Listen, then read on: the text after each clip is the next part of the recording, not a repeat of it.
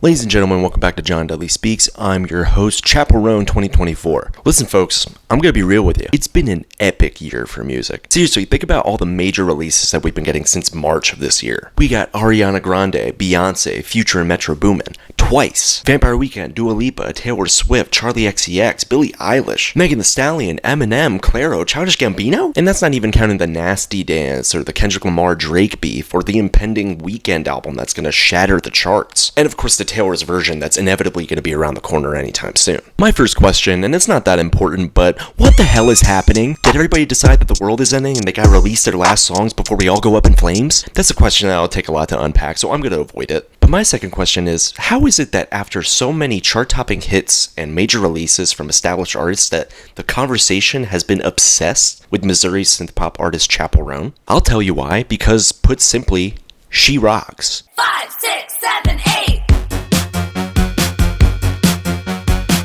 To understand why Chappell Roan is here, we gotta go back to the start. And unlike some annoying people on the internet, it would be foolish of me to suggest that Chappell popped out of nowhere, because that's not at all the case. On this very platform is where Chappell got her start over 10 years ago, and her name change to Chappell Roan was a tribute to her late grandfather who passed away in 2016. And from there we'd eventually see a complete 180, especially when she met producer Dan Nigro in 2020. Pink Pony Club came not long after, and honestly the fact that it didn't strike gold when it was released is baffling, because it was lauded by major publications, not just because of its musical style, but because of its celebration of queer culture, which to be honest in 2020 was seriously lacking in the mainstream pop scene. Dan Nigro's work with Olivia Rodrigo started to pop off in the mainstream, so naturally he took time to contribute to Sour, so Chappell pivoted back to producing music independently, even moving back home to Missouri at one point. After a period of odd jobs in LA, Chappell was able to reconnect with Nigro, leading to Naked in Manhattan in 2022, as well as gaining an opening spot on the Sour tour, which built her profile more than ever before. More singles dropped until eventually Chappell announced her own headlining tour, where she brought drag culture and elaborate makeup and outfit designs to the forefront, granting her a stage presence that was lathered in stylistically camp aesthetics. The Rise and Fall of a Midwest Princess came in September of last year, and received a ton of acclaim for its glitzy production palette, its unapologetic lyricism, and merging of 2000s pop rock bliss with 1980s Cyndi Lauper glam, as it should because it's a terrific debut album. And though it was praised, it still didn't receive the large boom that this excellent music deserved.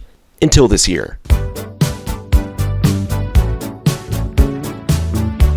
Chappell saw her streams bounce upward after her stint opening for Olivia Rodrigo on the Guts tour earlier this year, and she even booked spots on Colbert and Tiny Desk as her back catalog started to climb. But April 2024 brought us Good Luck Babe, and its virality on TikTok has been extraordinary, quickly leading to it being a Billboard Hot 100 hit and a hit on the global Spotify charts. And honestly, I didn't start hearing this song everywhere until June of this year, when it seemed to be inescapable on all social media, radio airplay, and TV shows like Love Island USA.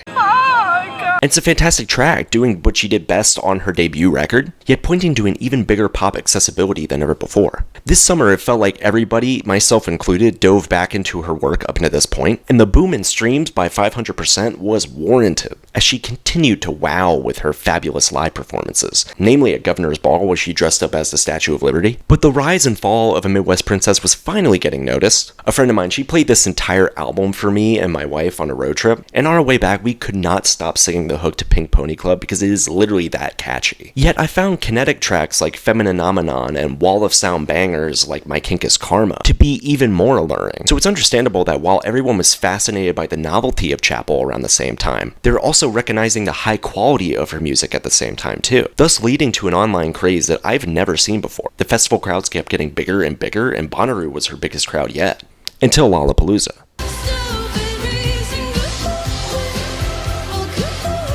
It's estimated she drew 110,000 people to her Lolla set, and that is just fucking insane. Amazing what 3 to 4 years can do of just speaking your truth and giving everything you have to your art, and letting that art develop naturally to connect to people, notably without compromising your vision in the process. And that's why I made this video, because this is something that we haven't seen in the modern age. Solid, fun, well-executed pop music from someone that carved their own way, and sustained a subset of a genre while infusing it with a new life and energy.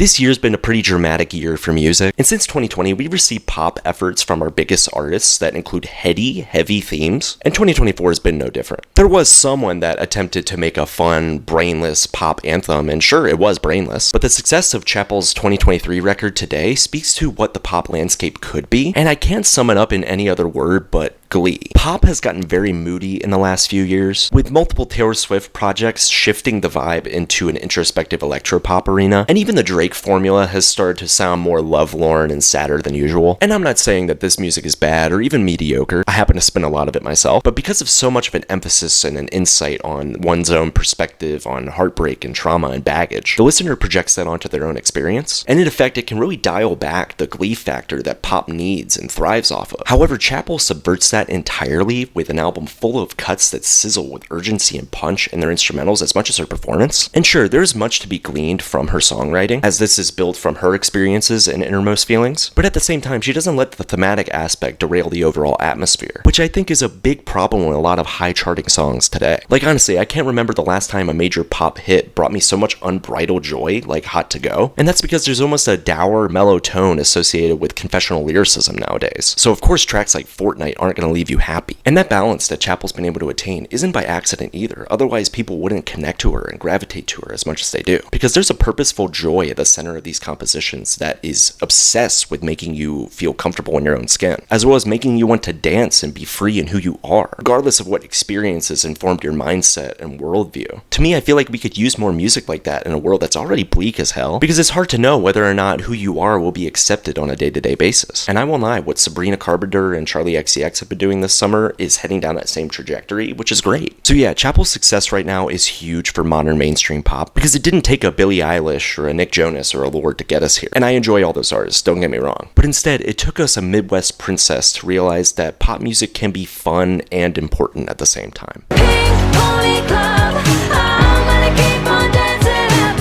The Rise and Fall of a Midwest Princess is a fantastic record that I'm sad that I didn't get to fully experience when it came out, and I kind of wish that I got to do a review on it. But if I had to put money on it, the next record that Chappell does is going to go ballistic, not just with numbers, but with her tour as well. And for those thinking that this is just a fad, I say go back and listen to her debut record again and tell me that she didn't go 14 for 14, because I think we all know that she's just getting started. Alright, that's all I got. Bye!